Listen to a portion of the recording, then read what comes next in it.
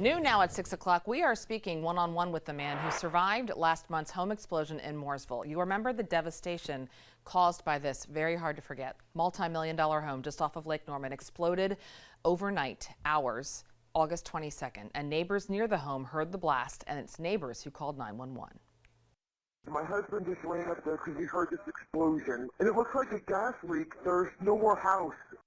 There really isn't any more house there. Robert Farley, the father of NFL player Caleb Farley, was killed in the explosion.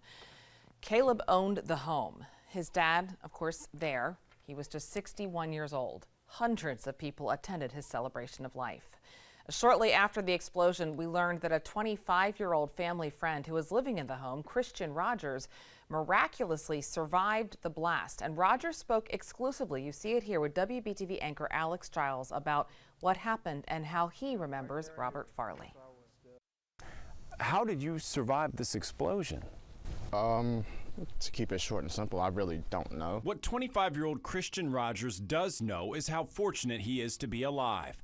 Weeks after the catastrophic incident, evidence of the home explosion on Barber Loop is still clearly present.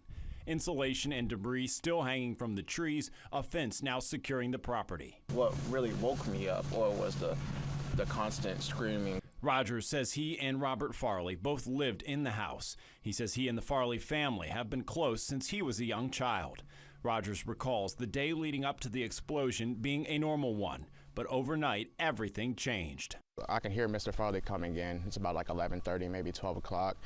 And then I'm back to sleep. I got to be up in a few hours, and then, the next thing I truly remember, is, hey, like, the house is gone. I'm getting screamed at or whatever. I'm getting yelled at. Hey, sweetie, like, the house is gone. I can't tell you who was yelling at me or who was talking to me because I don't remember faces. It was too dark. He says he only remembers parts of the night, being woken up by who he presumes were neighbors, making some phone calls, then being in the hospital.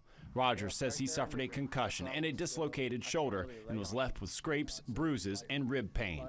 The Iredell County Fire Marshal says natural gas was the cause of the explosion, but the point of origin is unknown. When you were going to bed that night, did you smell gas or sense that there was an odor of gas, anything like that? No. He says what he did smell the day leading up to the explosion was eggs. He says he smelled eggs that morning and then later in the day too. It didn't get any stronger or any weaker, but it still smelled like as if somebody had cooked fresh eggs, really. But Rogers says he doesn't think anything in the kitchen ultimately led to the explosion, and he doesn't care to speculate further about what caused the blast. Behind this wall, he says his bedroom was in the back of the home, and that's where he was when the explosion happened. Do you think the location of your room might be the reason why you're still able to talk with us right now? Most definitely. I believe that had I been maybe where the garage was or where that weight room is, I can honestly think I would say that I wouldn't be speaking here with you today. He says it is a blessing he survived, but at the same time he acknowledges that he lost a father figure, Robert Farley, in the blast. He was an exceptional man, a stand-up guy, and he's one of those parents that can never be forgotten. You're a second dad to me. No questions asked. I love you as if you were my own father. Man, oh man. Rogers has a lot of personal rebuilding ahead of him. He says he still has some memory issues because of the concussion, and he lost a number of personal possessions in the explosion, including his ID and Social Security card. But what he didn't lose was his life, and for that, he's grateful. Every day is not, is not marked just because you woke up. You have to smile because you woke up today. Reporting in Mooresville, Alex Giles, WBTV. On your side. Whew, what a perspective, Alex. Thank you. Rogers says he is currently working to re-enlist in the military. He says he's temporarily living with some neighbors who live near the spot where the home exploded.